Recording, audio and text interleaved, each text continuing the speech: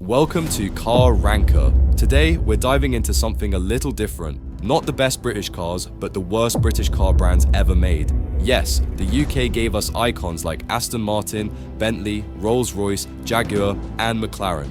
But let's be honest, the British automotive industry has also produced some of the biggest failures, weirdest ideas, and shortest-lived brands in car history. Maybe you've heard of a few of them. Maybe you even owned one. Or maybe these brands were so bad that the world simply chose to forget them. So buckle up, because we're counting down the top 10 worst British car brands of all time. Some died because of terrible reliability, some because of awful designs, and some because, well, they should have never existed in the first place, ready? At number 10, we're starting with a brand that had potential, but somehow managed to ruin every opportunity it had. Talbot. Talbot began as a respected British-French manufacturer, but by the time it reached the 1970s and 80s under PSA, things went downhill fast. And by downhill, I mean straight into the basement. Poor reliability, outdated designs, constant factory issues, and cars that felt old the moment they launched. Talbot became the brand people bought only when they had no other option.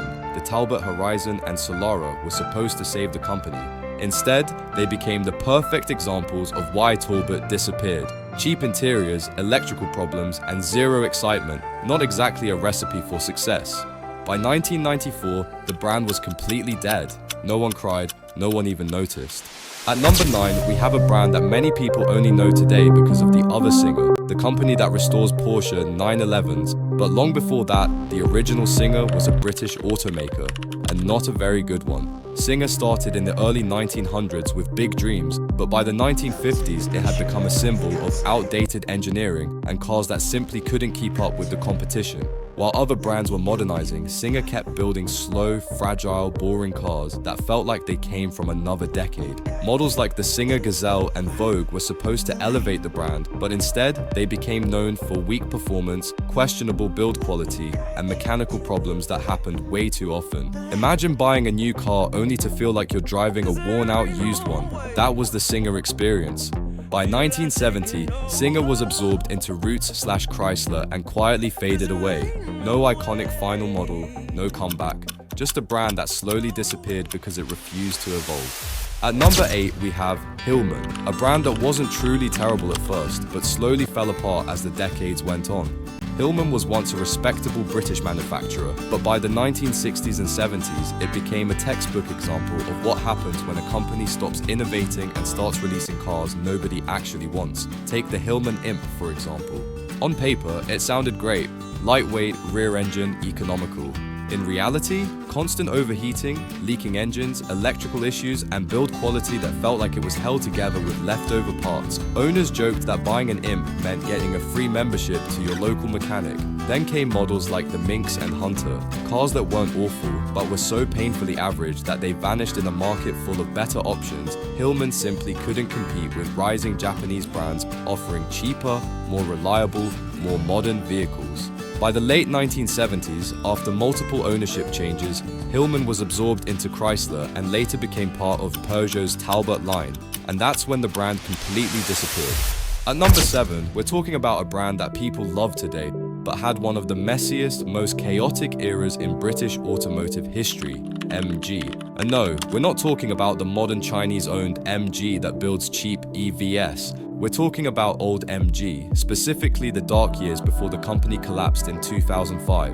Here's the thing, MG used to be iconic, fun, affordable British sports cars that everyone loved. But by the 1980s and 90s, the brand was in freefall. Poor management, terrible build quality, zero investment, and cars that just couldn't keep up with global competition turned MG into a symbol of British automotive decline. The MG Rover era was especially painful.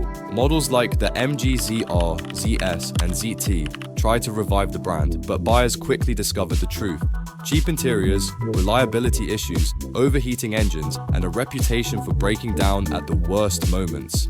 Then came the infamous MG Rover City Rover, a rebadged tartar that was so overpriced and poorly built that people still call it one of the worst British cars ever sold. It didn't save the company, it buried it.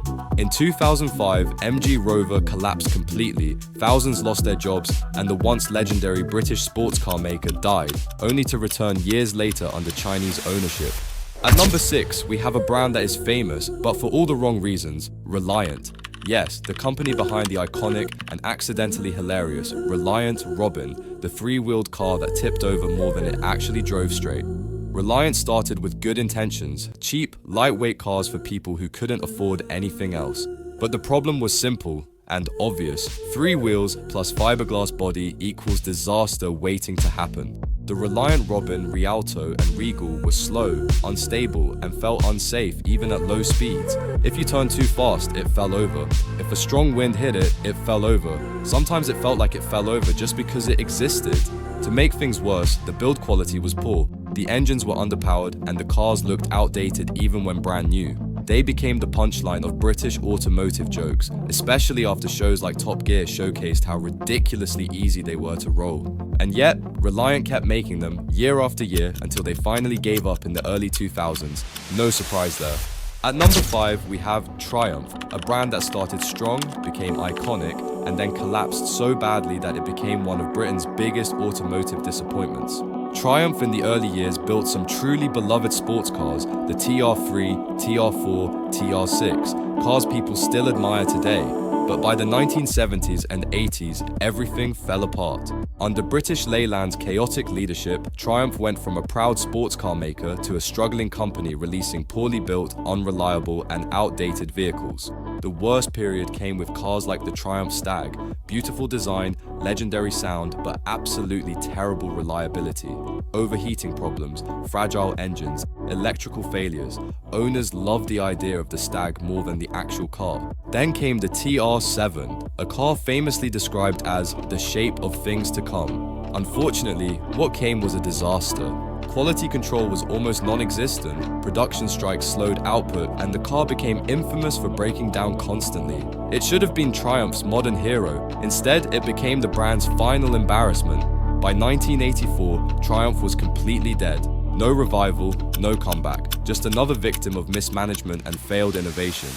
At number 4, we have Austin, a brand that helped build the British automotive industry, and then became one of the reasons it nearly collapsed. Austin was once huge, producing everything from affordable family cars to iconic classics. But by the 1960s and 70s, things turned into chaos. Austin's main problem? Terrible build quality, outdated engineering, and non-stop factory issues. Cars were rushed, cheaply made, and often broke down long before they should have. What should have been dependable family cars instead became repair shop regulars. Take the Austin Allegro, for example, a car that tried so hard to be modern that it became a national joke. The square steering wheel, poor handling, and reliability issues made people avoid it like the plague. And then there was the Austin Maxi, with its confusing gearbox, bland styling, and hit-or-miss assembly. It wasn't hated, it was just disappointing. Austin became the poster child for British Leyland's downfall. Strikes, poor management, low budgets, and lack of innovation turned Austin from a household name into a cautionary tale. By the mid-1980s, the brand completely disappeared, consumed by Rover and later erased entirely.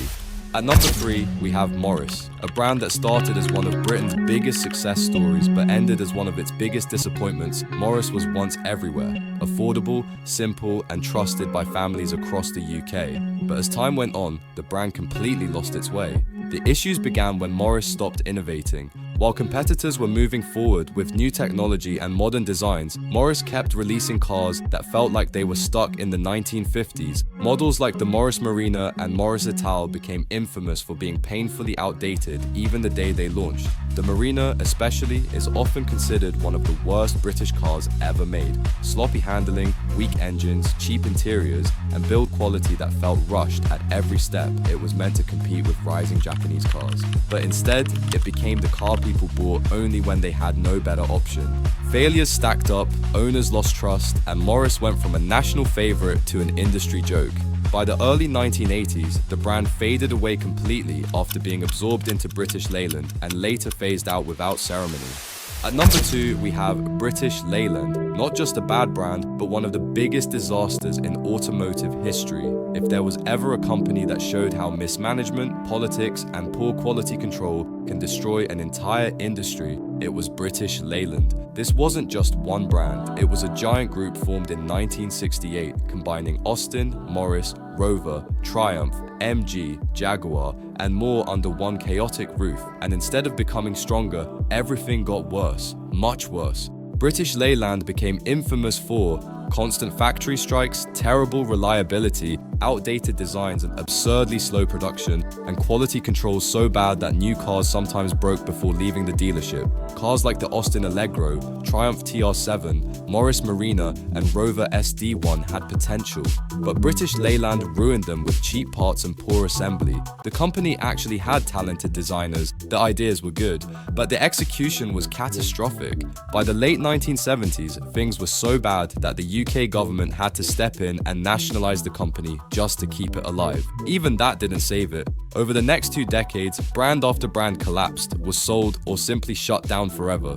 British Leyland didn't just fail, it dragged multiple historic British brands down with it. Finally, at number 1 we have Rover, a brand that once stood for British engineering, elegance and class, but ended its life as one of the biggest failures in UK automotive history.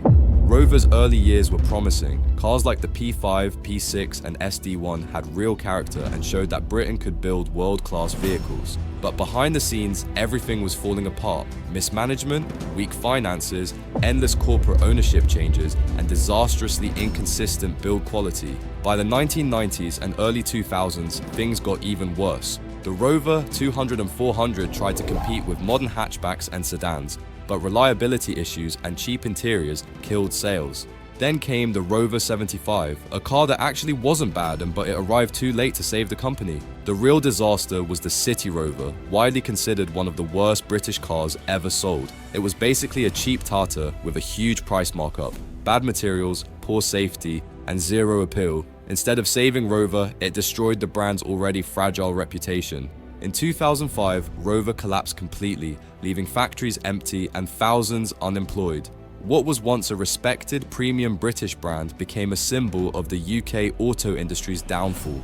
And that wraps up our list of the top 10 worst British car brands of all time. A journey through disaster-level engineering, broken dreams, and companies that simply couldn't survive the competition. Some of these brands had potential. Some had great designs, but all of them proved one thing: a famous name isn't enough to stay alive in the car world.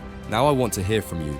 Which dead British car brand do you think was the worst? And did any of your family members ever own one of these legendary failures? Drop your thoughts in the comments below. Don't forget to like, subscribe, and hit the bell icon for more weekly car rankings. Thanks for watching, and I'll see you in the next one.